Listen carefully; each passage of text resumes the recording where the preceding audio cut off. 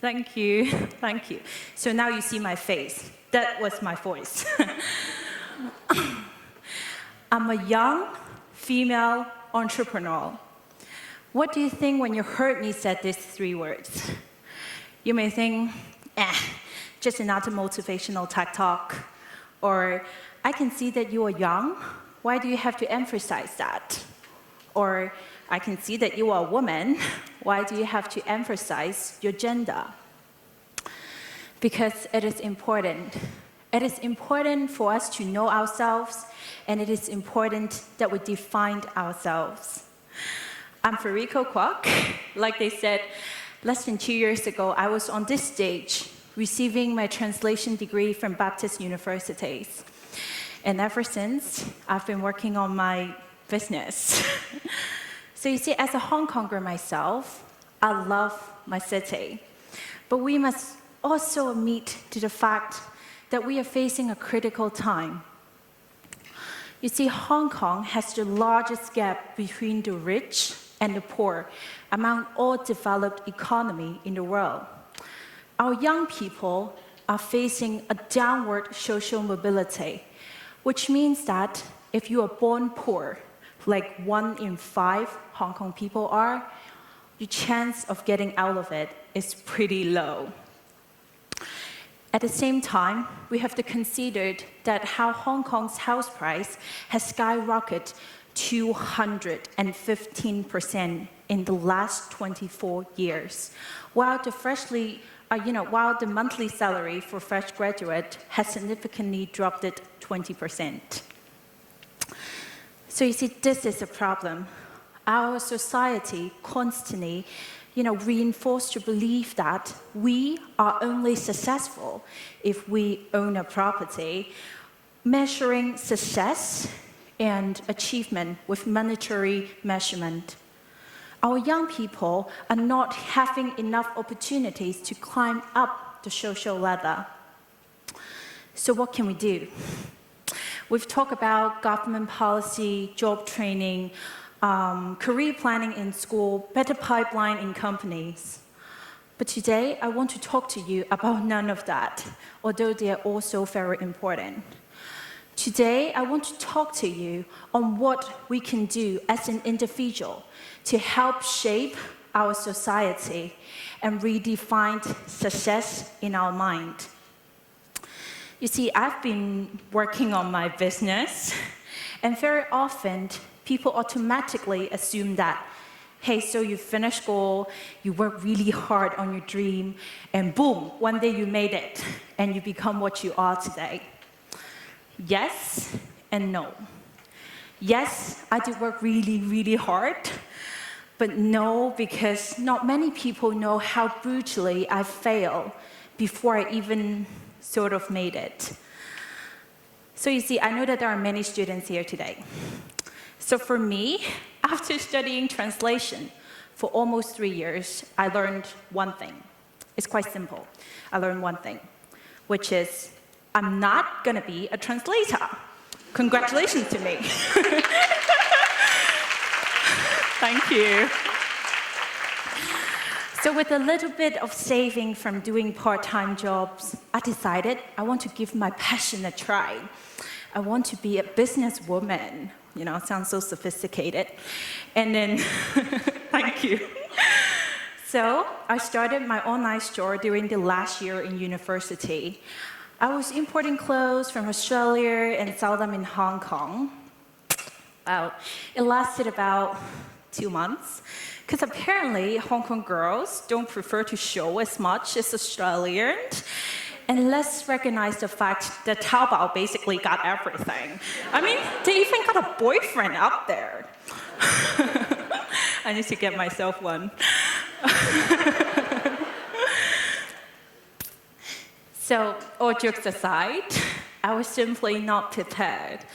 I didn't know how to calculate cost and profit, and I simply don't have the skill set to effectively market my products among all the other existing options in the market. So the result was I lost almost all of my saving. And guess what did I do afterward? I invested the rest into another business and left with only 50 Hong Kong dollars in my bank account. So you see, my business started off at the rock bottom, like deep in the ocean. I couldn't even reach it. So today, I'm not here to brainwash you that, hey, just work hard and you can do it.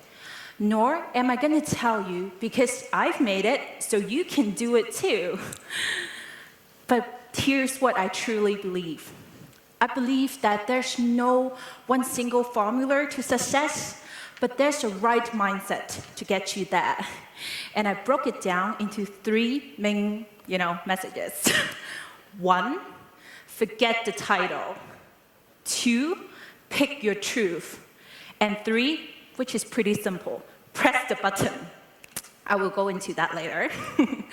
First, forget the title. So I said I was left with about 2 McDonald's meals left in my bank account. And what's the worst part is? I couldn't even afford to upgrade my meal with shake fries. And that's emotional, okay? But then I realized I had an air ticket from last year to go back to Bergen, a southern city in Norway where I study. I quickly landed a job because they were looking for, summer workers with bilingual skill. I speak Chinese and I speak English. So I flew back and I started working there. To give you a very general picture of my work in Norway, there are 5 million people in Norway. And during the summer I worked there, there were 2 million visitors. And almost all of them visited my workplace. You see, I'm quite proud here, because it was the well-known Bergen fish market. You heard me right, fish market, those that swim in the ocean. So you see, for the whole summer, I worked in one of the stores in the fish market. Every morning, I would go to work, bake the bread, cut the fish, make sandwiches, lay out the caviar and all the other souvenirs I needed to sell. I would also wait table, scrub the floor, clean up the leftover, and wash dishes. For the whole summer, 4 months straight, I smelled it like fish. Nothing like this, okay? On the upside, I was telling myself, so you see, many successful people, like CEOs or world leaders, they were once doing humble jobs as well. For example, I did my research, I Googled. Oprah was working in a corner grocery store. Michael Dell from Dell Computer was a dishwasher.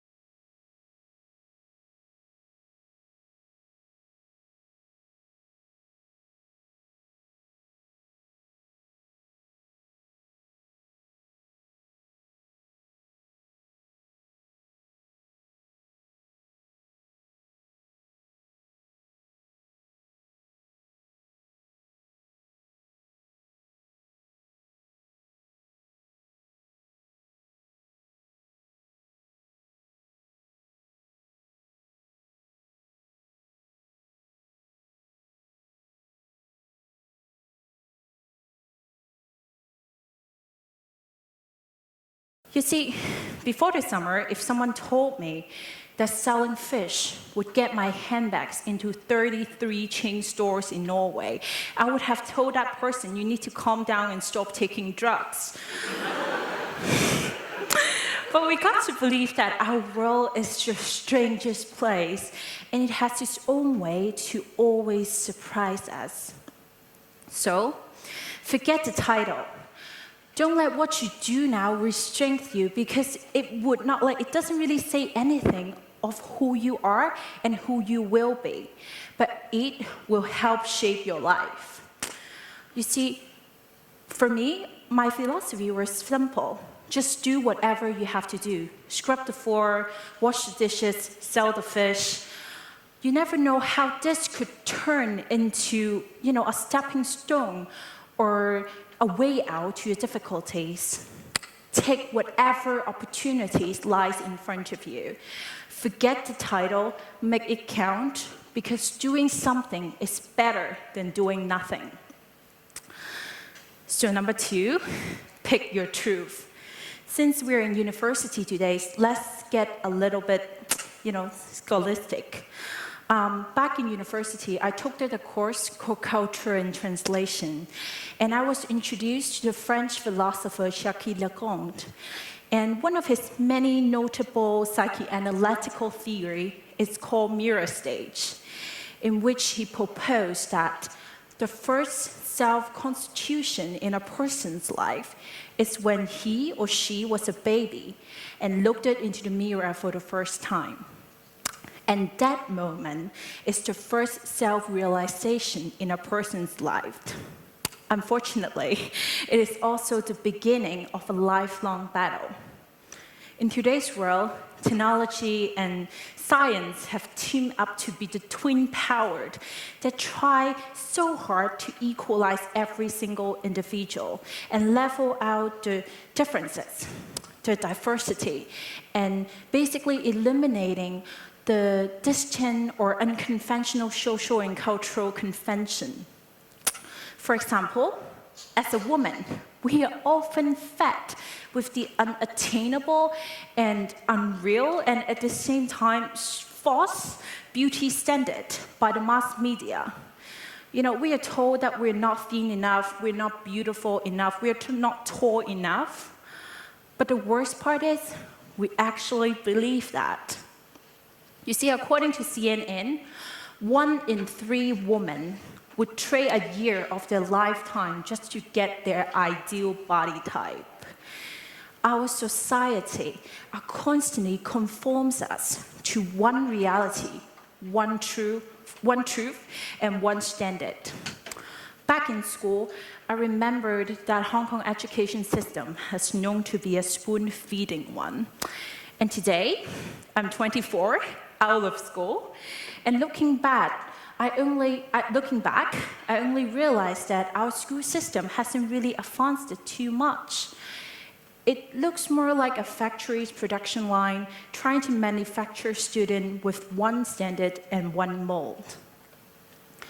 But what happened to those who doesn't want to conform to that one standard or whatever that is normal? Think about the students who protest for Hong Kong's future and democracy in 2014. Think about the independent movie makers who took home with the title Best Movie just last week in this year's Hong Kong Films Awards. They are the special ones because they believe that they can define themselves instead of letting society define them. Because it is important that we actively and cautiously define ourselves. When I first started doing business, I looked up the data of Hong Kong's women in the workforce.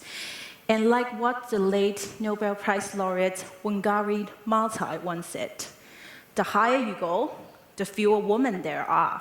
And shamefully, that's exactly what is going on in Hong Kong. The representation of women on Hong Kong Hang Seng Index box is 11.1%. Female senior government official, 28%. In private sectors, our leaders, administrators and managers that are female, 28%. What do these numbers tell you? Back then, this number told me that despite the fact that I want to be a businesswoman, this statistic, this society, proves to me that I'm very likely to fail again and again. So whose truth wins, society or us? The answer is actually quite straightforward. It's whatever we choose to believe. You see, I picked my truth when I decided I want to be a female entrepreneur. I aspired to tell women that they are beautiful in their own skin, and no matter what they do, they are strong. And I also want to empower young people to believe in their dream, which leads me to my last point. Press the button. You see, we are living in a world where sharing is so easy, and we are all one button away from lifting ourselves and others. It could be a Facebook post, it can be an Instagram photo, it can be a retweet, a Snapchat story, you name it, our world got it. You have the ability to empower yourself and people around you. As a fellow young person in Hong Kong who sort of made it, I can reassure you that I deal with challenges every single day because of my gender, because of my size, because of my career choices. It will not be easy, but it will be worth it. Can you imagine how beautiful our society would be if we also actively and consciously define ourselves instead of conforming to what is normal? So here's an idea worth spreading. Forget the title. What you do now does not define you. Don't let it restrain you. 2, pick your truth, knowing that you are the only one that can define yourself. And always press the button. Empower the people around you. Because remember, when you endorse the belief that women can have professional achievement and personal fulfillment, you are at the same time giving men the choice to contribute both at home and at work. And when you empower young people to believe in their dream, you at the same time are giving them opportunities and hope that they can climb up the social ladder and break the norm. Like what the late Dr. Maya Angelou once said, one solitary fantasy can transform a million realities. Thank you.